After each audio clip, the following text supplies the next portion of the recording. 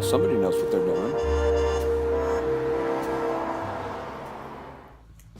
How you doing? What's up, ladies? So I appreciate all your guys' enthusiasm about the audition yesterday. I learned a lot. It was a cool experience to have, but it also gave me an idea. It seems like, just in conversations with you guys back home, a lot of good terms came up that I don't think, people may not have an understanding of, and it may help you guys to know a little bit about what the things I talk about are. Now, this is another, talky vlog, and I actually don't know that I plan on doing too many of these in the future, at least not too often, because as nice as this looks, as professional as it all seems here, they're not as much fun to edit, honestly, and since that's the majority of the process, I think I'll probably try and do more out and about stuff instead. Plus, I think that stream of consciousness kind of mentality has its merits.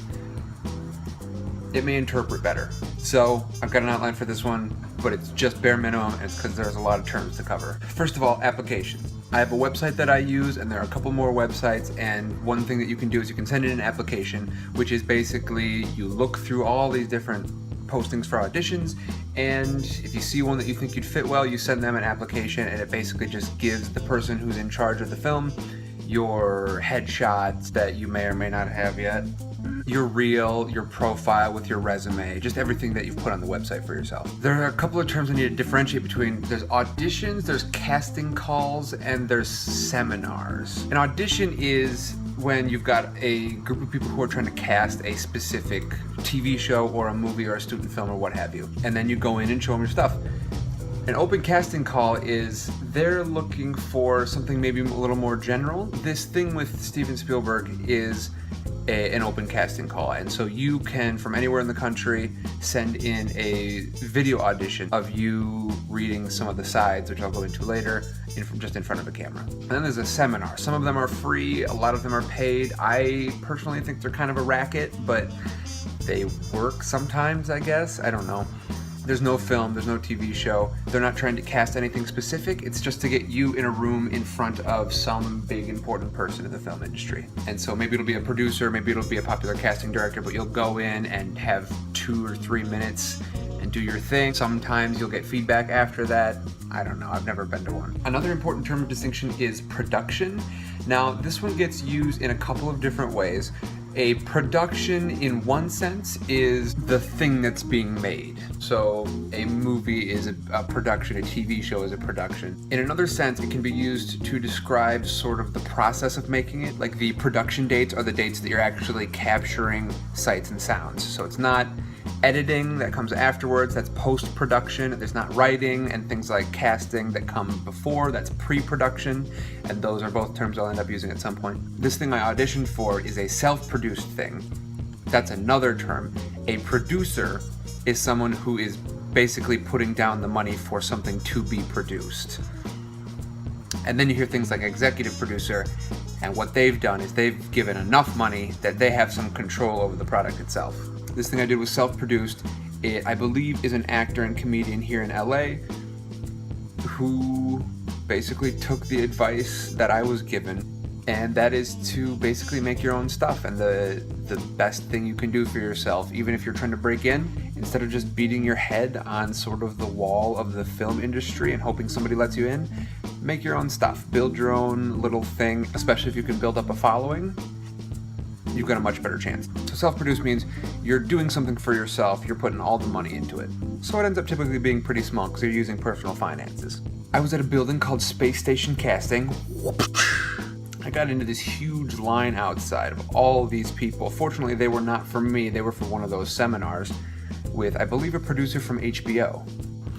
Space Station Casting, like a lot of casting buildings, is simply a building with small rooms and the proper equipment designed for production companies or self-producers to rent these rooms and hold auditions in them. I would say it's about the size of this room, maybe even a little smaller. In mine, there were 3 chairs, one for me at one side of the room, and then 2 more behind a table on the other side of the room. In between the chairs was a camera, and sitting in each of the chairs was the director and, I assume, a casting director, possibly another actor, since this is a smaller project. I sat down and did my shtick for him. I had already memorized my sides.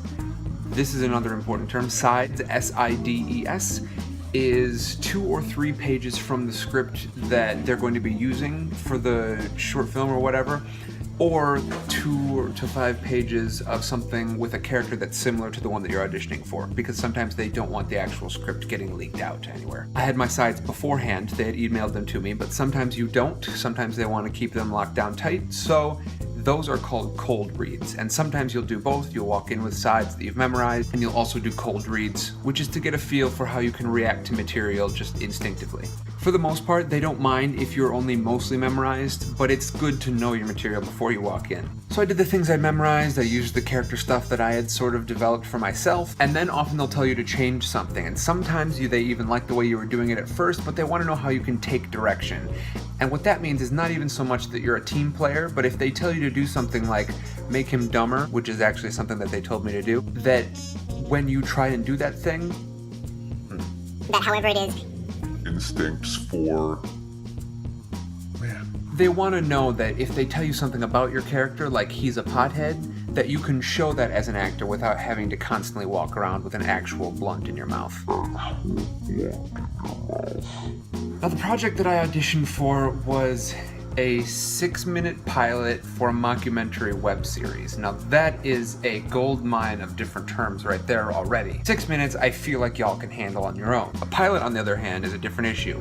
So if you look on Netflix, for instance, most of the titles of the very first episode of every TV show you'll see is called pilot. A pilot is the first thing that gets filmed. It's sort of a test to decide if the show works, if the writing works, the characters work, the actors for the characters work, and then often it's put forward. Sometimes it airs, sometimes it's given to a group of people in the network and they decide whether or not it goes up, but that's how you decide if a show is going to work.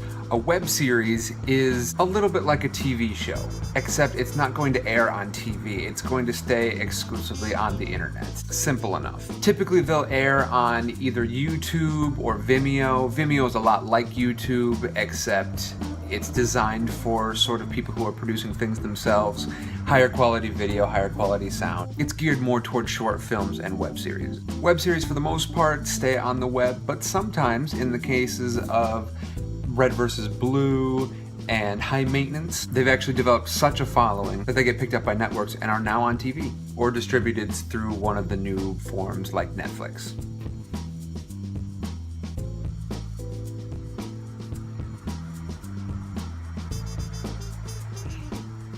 Some more terms you'll hear me use are things like student film, another simple one. Typically it's a student at one of the local colleges here, sometimes a director, sometimes a writer, sometimes an actor, most often directors, and they're producing this film as part of their coursework. Most student films are short films, which I think there's an actual number distinction. Let me look that up.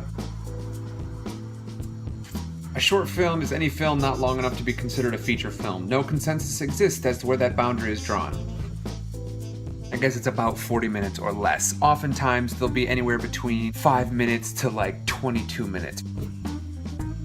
And I've shut my notes. Give me a sec. Don't worry. Don't worry. Don't worry. Okay, now I'm going to be going after a lot of short films and student films because they are non-union. Non-union means they're not...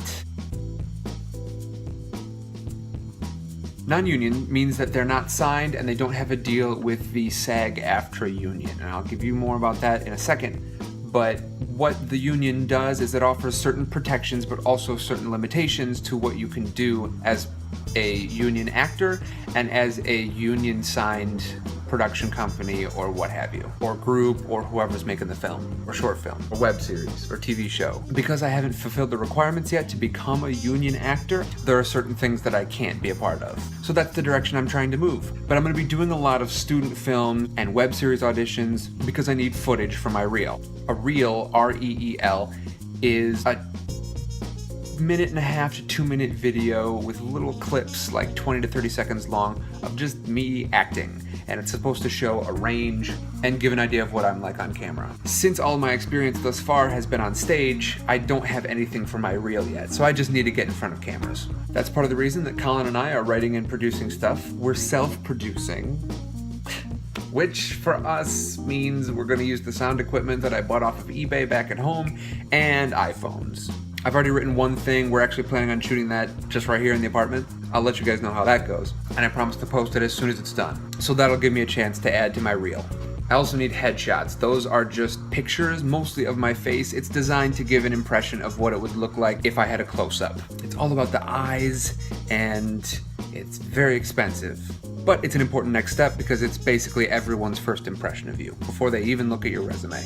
That's the stuff that gets handed around between the big important people. Jumping back a second to the Actors Union, SAG-AFTRA, it's hyphenated.